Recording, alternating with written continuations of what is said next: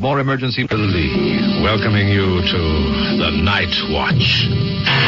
Follow me now to where terror begins and life ends. Come with me on the Nightwatch.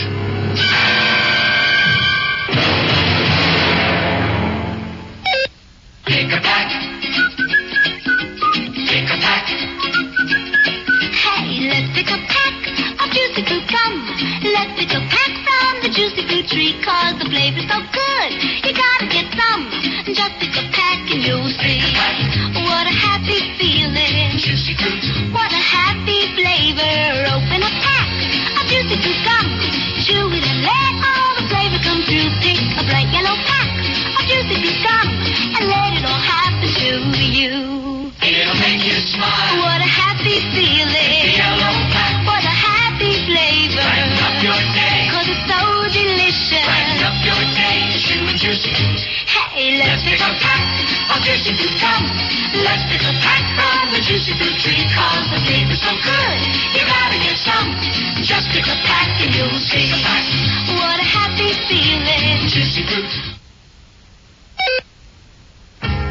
Working uptown suited Linda. Didn't bother her that she'd a fairly long subway journey to and from work every day. In fact, she was well satisfied with her working life all right. Satisfied until, that is, a couple of months ago, when it started happening. When she traveled both ways, it was rush hour. Trains and platforms crammed with hurrying humanity, a strap to hang on if you were lucky, and a lot of pushing and shoving just to fight your way in. That was all right. Didn't bother her. What did was the growing certainty that every night she was being followed into the subway. At first it was a consciousness, no more, of someone close behind her all the while, just an uneasiness, nothing concrete. She hadn't seen anyone, didn't know who was there amongst the crush. It took a few days of it, of getting off the train and constantly peering around over her shoulder to see if she was being followed home, and finding she wasn't, before she was able to search the city platform, give her mind to identifying the man in the crowd. She knew it was a man, all right, knew. And she found him. About a week after it started. Looked around and knew the man when she saw him. Knew it was him even though he was away down the platform, 6 or more people between them. And he knew that she'd spotted him. Didn't put him off, though, encouraged him, if anything. Next day, she could really feel him, was certain he was right behind her. It stayed that way for a few days. The man always coming up close behind her on the crowded platform and just standing there close until her train came in. Never followed her on. And on it went. She was too terrified and ashamed to do anything about it, to tell anyone, her boss, police, anyone. She dreaded the end of the day, thought of ways to avoid him. Tried taking the train from another station, didn't help, he was there. Took a later train, and still it was no help. There was no hope of throwing him off. Try as she would, she couldn't bring herself to tell a soul about him. That she couldn't do. But stop him she must. The whole thing was becoming such a horror to her that unless she were to stop it, him, now, she'd have to leave her job, be defeated by him.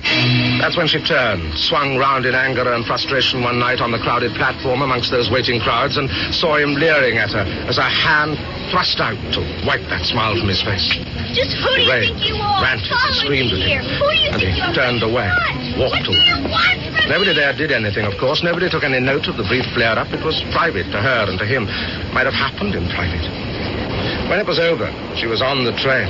She was elated, exhilarated, felt free, clean.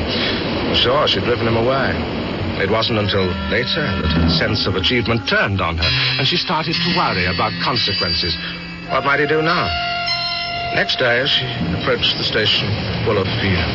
Fear that turned to an excited relief when her train came and he hadn't appeared. Maybe it's over. Maybe I've frightened him away.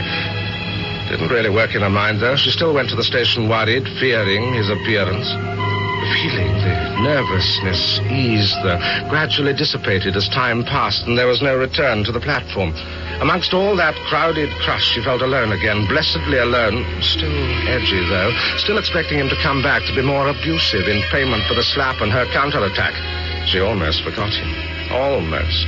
But her fear came awfully alive the night she stayed on late to help stocktake. She left, made her way to the station, and found it deserted. It was late, and she was alone down there, completely alone. Doesn't happen often, but it did that night, and she was terrified. All the fears of those past few weeks were back with her and redoubled as she looked up and down the platform, scanning it for the face she feared. Watched the stairs for his arrival. If he was coming, it would be now. And even as the sense of it, of him, grew on her, she couldn't run, get out of there. Steps coming down. She looked and relaxed. Uniform, transit cop. Reached the bottom, walked towards her. She was impelled to look then, turn to the cop and find in the uniform the leer, the man just standing there. Nowhere to go, no way away. To her it came, nearer, reached out to touch her. That's when she ran, turned and ran wildly, without thought, ran in unreasoning, unconsidered fear, away from him, down the platform, away from the stair, the exit. Hard she ran as never before, and for her life, she realized then that she was running into nowhere, to the dead end of the platform, and that he must catch her. She couldn't escape. He was so close to her now. She faltered, slipped as she heard the train approaching that might have saved her. Slipped and fell at the very edge of the platform, clutching at its edge to save herself from tumbling under the train. Slipped and fell as he grasped at her, fell under his feet, tripped him, sent him flying over her, over the edge, down onto the track, under that thundering train. There were. The Nightwatch is produced by Clack Program Production for the Mutual Broadcasting System. What a wonderful, languorous summer it was. How awfully it ended, I'll tell you, on the next Nightwatch. This is the Mutual Broadcasting System.